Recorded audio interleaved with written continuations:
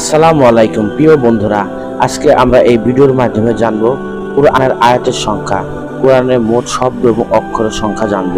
তাহলে আর দেরি না করে এখনই শুরু করা যাক। কারণে মোট আয়াত সংখ্যা ৬,০০০, এর চেয়ে বেশি আছে কিনা সেই বিষয়ে কোরআনের বিশেষজ্ঞদের মাঝে মতভেদ রয়েছে।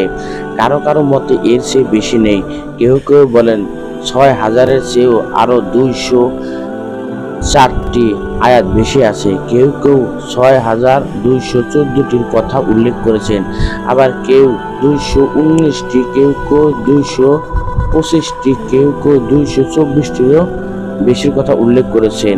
আবু আমর দানি কিতাবুল বায়ানের মধ্যে এই সব কথা লিপিবদ্ধ করেছেন।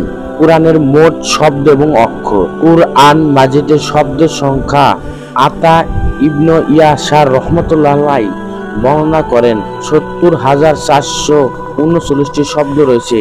অক্ষরের সম্পর্কে মুজাহিদ রহমতুল্লাহ তাতে বর্ণনা করেন সম্পূর্ণ কুরআন কারিমে মোট অক্ষর ৩,২১,১৮০টি।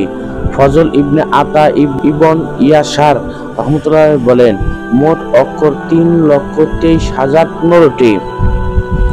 হাজ্জাজ ইবনে ইউসুফ স্বীয় শাসন আমলে কারি, হাফেজ এবং লেখকদের একত্র করে নির্দেশ দেন যে তারা যেন কুরআন কারিমের অক্ষরগুলো গণনা করে তাকে অবহিত করেন। তারা সম্মিলিত ক্রমে হিসাব করে কুরআনে ৩,৭৪০টি অক্ষর রয়েছে।